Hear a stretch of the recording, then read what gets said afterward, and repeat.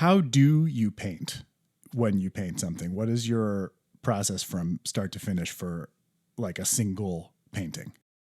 So start to finish, I'll have a concept, and depending on whether it's abstract or representational, like a landscape, that'll change whether I'm using source material for the image to paint by, or just going from what's in my head, kick it from my head. Mm-hmm. Um, so yeah, that really depends. But I will always lay down a wash first on the canvas or the wood, whatever I'm using, just like a background color to kind of bring some warmth and some undertones to the piece.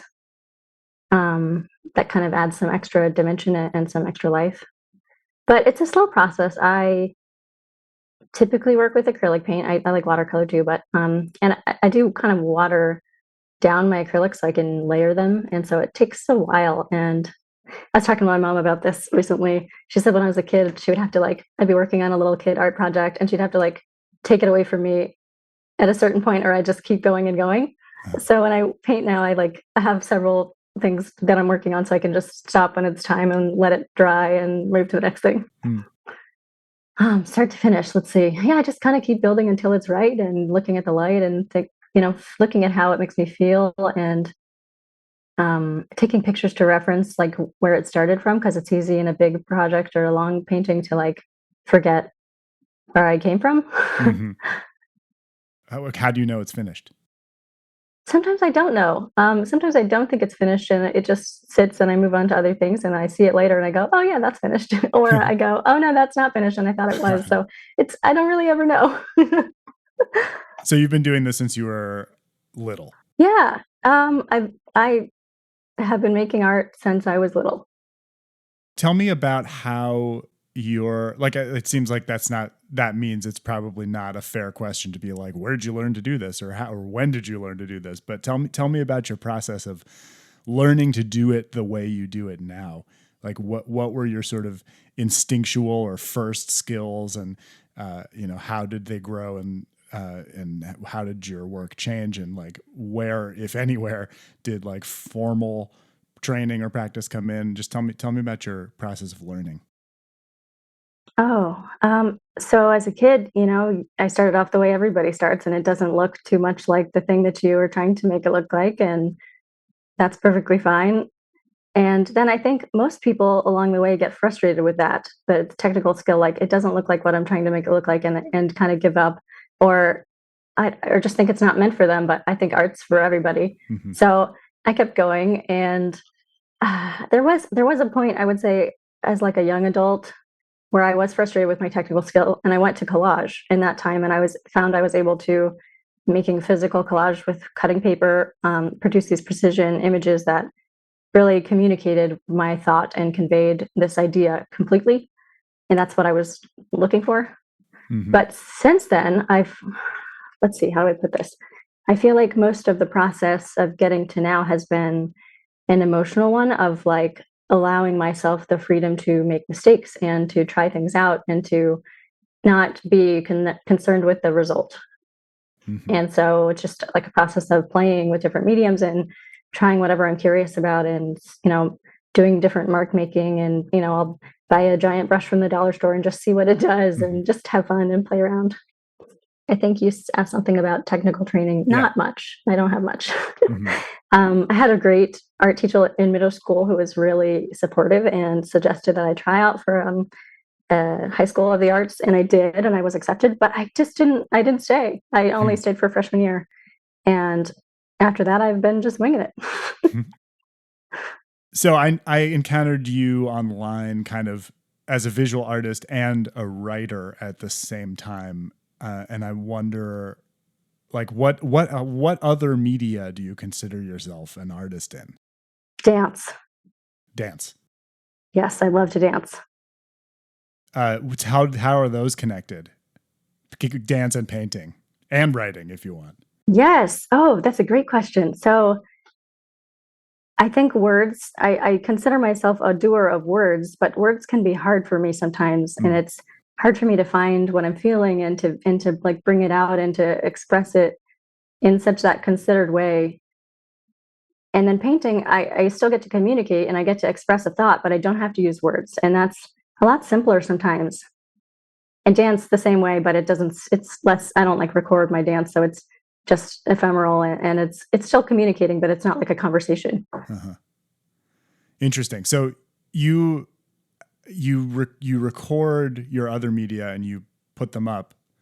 I feel like I may not have even known that dance was a serious practice of yours, maybe for this reason. What is your relationship with ephemerality and creativity? Like, do you need something ephemeral given sort of how permanent and concrete your like main media are, or is there sort of a downside to that? Do you feel any sense of loss around things that are ephemeral, or like how do you use that in your artistic practice? Oh, that's a great question. I don't know. I don't think about it too much. I guess Hmm. dance is more of just the way that I dance. I wouldn't call it serious, but I dance usually with other people in like an intentional space, and there's just something about being in that container, in that place all together. It's like a community activity Mm-hmm. versus painting is very solitary. I do dance while I paint, but Uh-huh. that's not Uh-huh. part of Uh-huh. it. That's awesome. I mean, painting looks like dance to me, watching someone do it, like move. And I think that's in my case, like, an awe of the physical skill. Like I've never felt like I had the sort of precision, hand-eye coordination, whatever it is to like do the motions of painting in a way that feels precise enough to render maybe what's in my mind onto canvas or something. And so, the line between like ordinary moving or something and dance is very, very blurry and maybe, just a matter of experience. But I love hearing that you dance around while you're painting, because I think that feels very natural to me. That's not really a question, just a bunch of observations. But I'm still interested in something about the ephemerality. I mean, maybe what I'm interested in is sort of digital and analog too. Like I've always found your photos of your work, your painting, to be really beautiful and like well lit and composed, and like really add to the presentation of it. Given that I'm not like in person looking at it and don't have a way to do that. I wonder if what's your relationship to the digital, like given, sort of how you post online about this stuff, and some of the stuff that you've made and a lot of the writing that you made is like for digital purposes. Like do physical and digital media have any intrinsic differences for you as a creator? Oh, yes, definitely. I have a well, for a long time I thought with art specifically, I had a huge preference for physical collage with real paper, and I get to like, flip through the vintage materials and smell them and see everything involved with that. That was kind of part of the process. Just being steeped in it. And with paint, I love being, physically I get covered in paint and it's just a physical mixing and like it's not just a digital selection Mm-hmm. process. It's just so much more tangible and physically enjoyable. But with digital, I'm starting to enjoy digital too. Let's see, I've been making these pictures of flowers with eyes on them, like portraits of flowers. And that's just brings me so much joy in a way that I didn't think I would get from digital. Digital is, yeah, sometimes it's like a way to just like photograph the physical work that I've done. And I Mm-hmm. want it to look good, but it's not as satisfying to me. Mm-hmm. As a teenager, I started taking self portraits with a digital camera, and I used a digital camera a lot because once you have the thing, that's it. There's no more cost involved of like developing photos. So it was just a low barrier way to like be making art in a different medium. Photography is a medium that I'm interested in myself and sort of consider myself an amateur practitioner of, in a way that I'm not with painting. Like I've painted and drawn before, but I don't do it on a regular basis. Whereas like I do go around taking pictures of things and sort of using the eye of composition and learning the material, if you will, of the hardware, as I go kind of. And I'm really drawn to it for that sort of instantaneous nature. that you're describing? Is there a way in which photography sort of serves the purpose of making images quickly for you, or is it a way of meeting a need to create an image that painting is unable to because of how much work it is? Yes, definitely.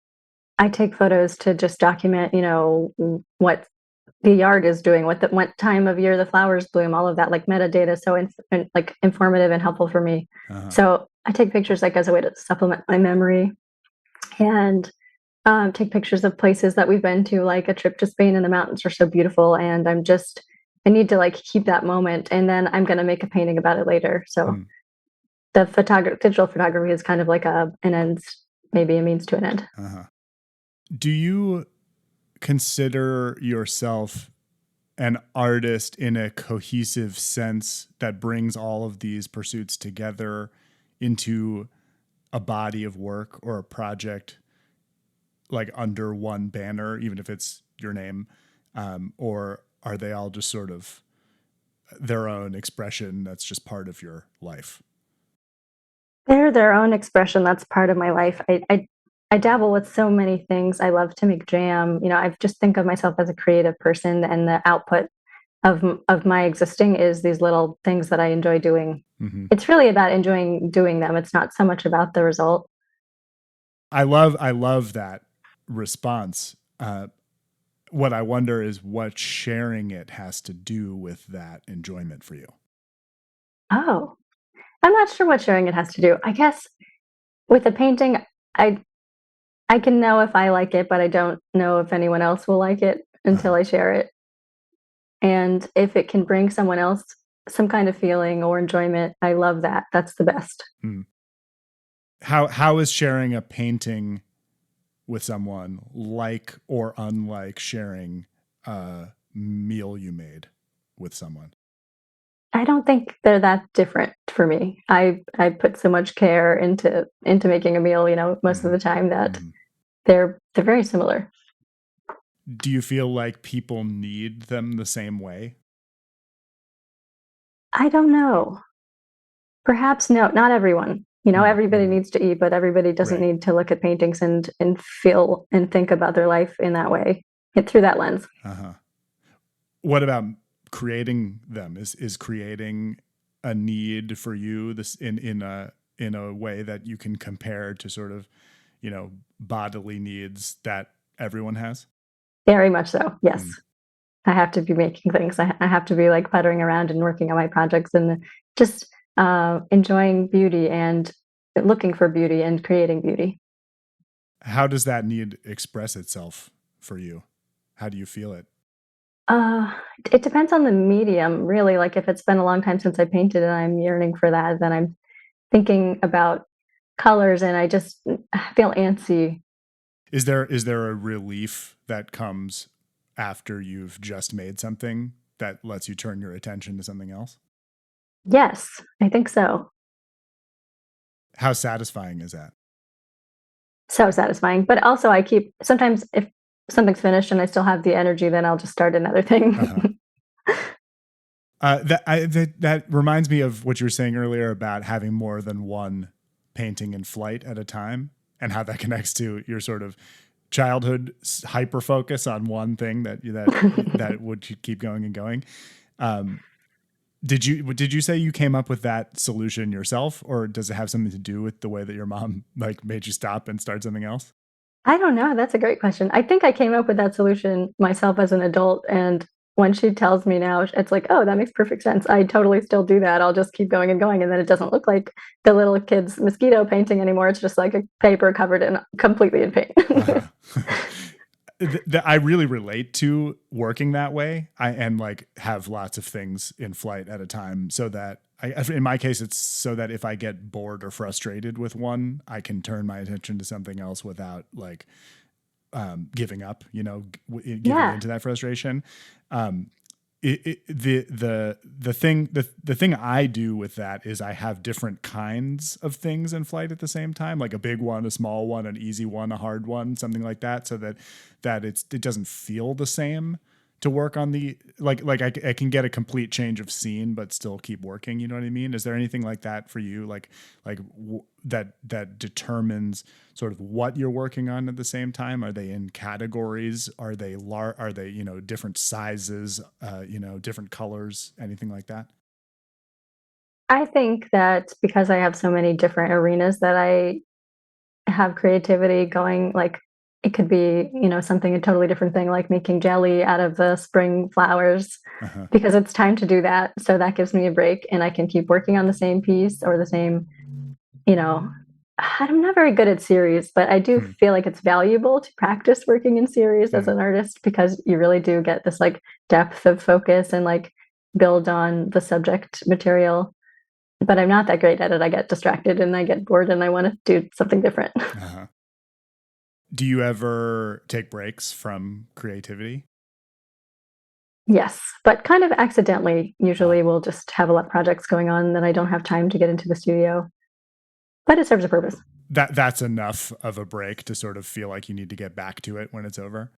Oh yeah, I can't even go on a long vacation sometimes without feeling like I'm so antsy. I really need to make something. Uh-huh. Have you ever had to put a medium down and walk away from it for a while to get some distance from it? Probably. Yeah. It's been a while since I've made physical paper collages. I've been doing more painting lately. So is that because uh you needed to get away from them for some reason? Maybe my environment is less conducive and I'm just less comfortable and like having less of a good time doing it. Or, Uh-huh. yeah, I feel like painting opens me up in a way that I guess the way that I started with collage was that I felt this lack of skill, this like lack of technical ability to Mm. do what I wanted to do, and now I feel less afraid. I'm not afraid of doing anything wrong in art, so it's nothing to start a huge painting and no need to change direction. It doesn't. It's not scary, Hmm. so it's fun. Hmm. So painting became more fun. I see. Collage, there's something about collage to me that feels very contemporary. It Mhm. feels like a lot of what people are doing out there or like online, social media, etc., is like sort of like collage, right? It's like finding things and rearranging them and then putting them out as an original rearrangement, right? Everything is a remix is like the sort of cliche. Do you have a process? I'm speaking specifically about your physical collage, not necessarily your social media stuff, but if it's related, I'm interested. Do you have a process of gathering material for that? Like going like old magazines, whatever. Is there like a raw material phase of making those for you, and like what do you look for?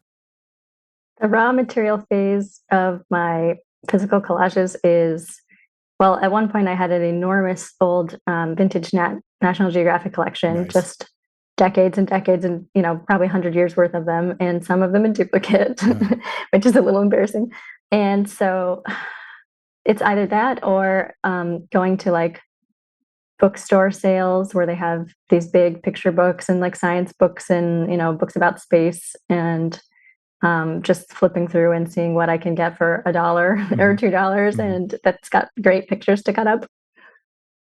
And part of like being able to having that physical component that I get to flip through and smell the book, and it's all part of something together. Like what the caption and what the author was writing about with that image, like it's all tied together for me.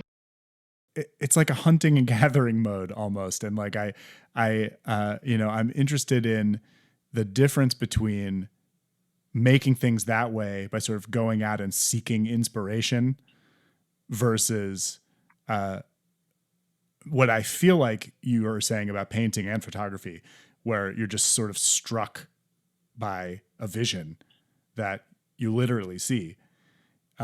Is there a difference between receiving an image or an idea that needs to be realized by you versus going out and getting one? Yes.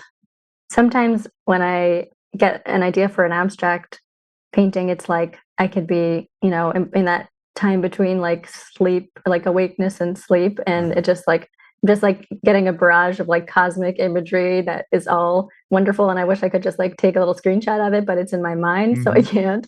So that's what the painting, that's what I do with it. And when I'm flipping through, like making a collage, flipping through my source material, it could be a similar thing, but it's more of like I'll see one part of the image and then I'll be like struck with what I want to fill in, to, cut out and replace. And that's the inspiration. So it's a little more limited in scope, it's not just like wide open.